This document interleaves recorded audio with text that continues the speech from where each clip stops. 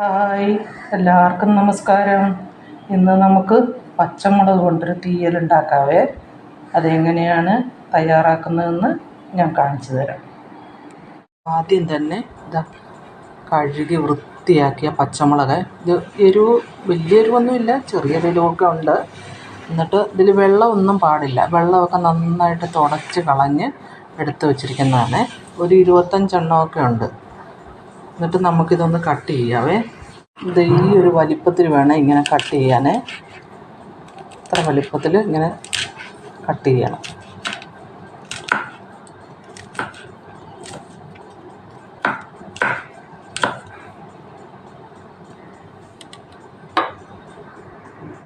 നമ്മുടെ മുളകൊക്കെ അരിഞ്ഞ് ഇവിടെ എടുത്തിട്ടുണ്ട്. ഈ ഒരു വലിപ്പത്തിൽ തന്നെ ഇങ്ങനെ ചെറുതായിട്ട് വട്ടം നീളം കുറച്ച് അരിയണേ. ഇനി അതൊക്കെ കുറച്ച് തേങ്ങ ഇങ്ങനെ കനം കുറച്ച് ഇതുപോലെ ചെറിയ ചെറിയ കഷ്ണങ്ങളാക്കി അരിഞ്ഞെടുത്തത്. നമുക്ക് അരപ്പിലേക്ക് ആവശ്യമായ തേങ്ങ ഒരു മുറി തേങ്ങയിൽ കുറച്ചും കൂടെ കൂടുതലുണ്ട്. ആ മുളകിലേക്ക് ആവശ്യമായ തേങ്ങ. ഇനി അതിൻ്റെ കൂട്ടത്തിൽ ഒരു 2 അല്ലി വെള്ളുള്ളിയും കൂടി ഇട്ട് നമുക്കിതൊന്ന് വറുത്തെടുക്കാം. നമുക്ക് ചൂടായ ചട്ടിയിലേക്ക് വെളിച്ചെണ്ണ ഒഴിച്ച് കൊടുക്കാം.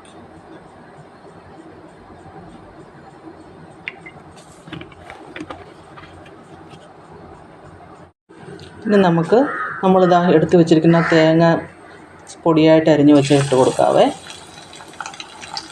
ഇതൊന്ന് നന്നായിട്ട് ആദ്യം തന്നെ വറുത്ത് കോരണം.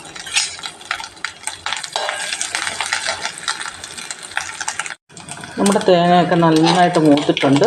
നമുക്ക് തീ ഓഫാക്കിയിട്ട് ഇതൊന്ന് വറുത്ത് കോരാം. ഇനി നമുക്ക് എടുത്ത് വെച്ചിരിക്കുന്ന തേങ്ങ ഇട്ട് ആ എണ്ണയിലേക്ക് തന്നെ ഇട്ട് വറക്കാം. നമ്മുടെ തേങ്ങ ഒരുവിധം മൂത്ത് വന്നിട്ടുണ്ട്. നമുക്കിനി അതിലേക്ക് ഒരു നുള്ളു കറിവേപ്പില ഇട്ട് കൊടുത്തു. പിന്നെ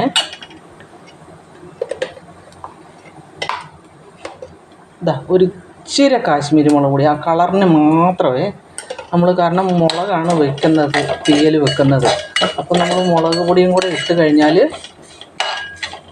എരിവായി പോകും. അപ്പോൾ അത് വേണ്ട.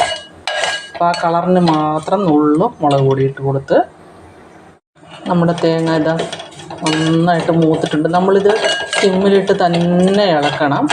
നമ്മൾ കൈവിടാതെ ഇളക്കണം. പിന്നെ ഇത് തണുത്ത് കഴിയുമ്പോൾ നമുക്കിത് അരയ്ക്കാം. പക്ഷെ അരയ്ക്കുമ്പോൾ അതിൽ വെള്ളമൊന്നും ചേർക്കാൻ പാടില്ല. വെള്ളം ചേർക്കാതെ തന്നെ അരയ്ക്കണം. ഇതിൽ എണ്ണയൊക്കെ തെളിഞ്ഞിട്ടുണ്ട്. അരഞ്ഞോളും. വെള്ളം തൊടാതെ തന്നെ അരയ്ക്കണം. നമ്മൾ തീയലൊക്കെ വെക്കുമ്പം അതിലേക്ക് വെള്ളം ചേർക്കാൻ പാടില്ല. വെള്ളം ചേർക്കാതെയാണ് തീയൽ വെക്കുക. നമുക്ക് തീ ഓഫാക്കിയിട്ട് തണുത്തിട്ട് അരയ്ക്കാവേ. നമുക്ക് ചൂടായ ചട്ടിയിലേക്ക് വെളിച്ചെണ്ണ ഒഴിച്ച് കൊടുക്കാവേ. കുറച്ച് വെളിച്ചെണ്ണ. നമുക്ക് എടുത്തു വച്ചിരിക്കുന്ന പച്ചമുളക് അരിഞ്ഞത് അതിലേക്ക് ഇട്ട് കൊടുക്കാം.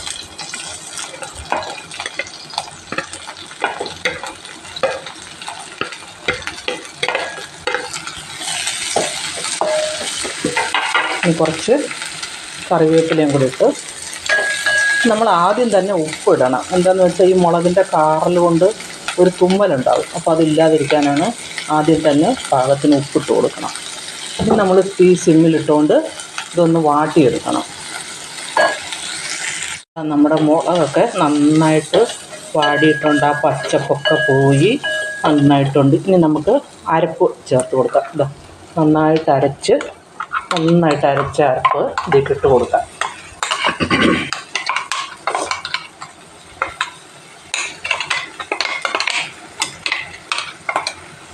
ഇനി നമ്മൾ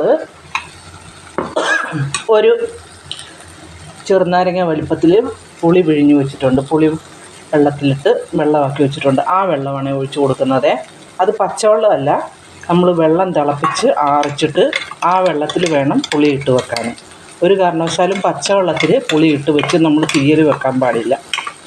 എപ്പോഴും വെള്ളം തിളപ്പിച്ചിട്ട് ചെറു ചൂടോടെ വേണം പുളി ഇട്ട് കൊടുക്കാൻ. അല്ലെങ്കിൽ കറി പെട്ടെന്ന് തീയലൊക്കെ കേടാവും. അപ്പം നമുക്ക് അങ്ങനെ ഒഴിച്ചു കൊടുക്കാം. ഇനി നമുക്ക് വറുത്ത് വെച്ചിരിക്കുന്ന തേങ്ങയും കൂടി അതിലേക്ക് ഇട്ട് കൊടുക്കാം. ഈ തേങ്ങ ഇങ്ങനെ കടിക്കാൻ വേണ്ടിയിട്ടാണ്. അത് ഇഷ്ടമില്ല എന്നുണ്ടെങ്കിൽ വേണ്ട. പക്ഷേ ഒരു സ്വാദാണ് ഇങ്ങനെ ഈ തീയലിനകത്തൊക്കെ ഇങ്ങനെ തേങ്ങ ഇട്ട് കൊടുക്കുമ്പോൾ. എന്നിട്ട് നമ്മൾ സിമ്മിൽ തന്നെ ഇടണം. എപ്പോഴും തീ സിമ്മിൽ തന്നെ ആയിരിക്കണം. ഇതിലേക്ക് പച്ചവെള്ളം പാടില്ല. നനഞ്ഞ സ്പൂണുകളോ ഒന്നും ഇടാതിരിക്കുവാണെങ്കിൽ എത്ര ദിവസം വേണമെങ്കിലും കേടാകാതിരിക്കും. ഇത് സദ്യക്കൊക്കെ വിളമ്പുന്ന ഒരു തീയൽ തന്നെയാണ്. എല്ലാവരും ഒന്ന് ട്രൈ ചെയ്യണേ. നന്നായിട്ട് തിളച്ചിട്ട് നമുക്ക് തിളച്ചിട്ടുണ്ട്, തീ ഓഫാക്കാവേ. ഇവിടെ പച്ചമുളക് കൊണ്ടുള്ള തീയൽ ഇവിടെ റെഡി ആയിട്ടുണ്ട്. സദ്യയിലെ വിഭവം തന്നെയാണ് ഈ മുളക് തീയലും. അത് ഇവിടെ നമ്മൾ റെഡിയാക്കി വെച്ചിട്ടുണ്ട്.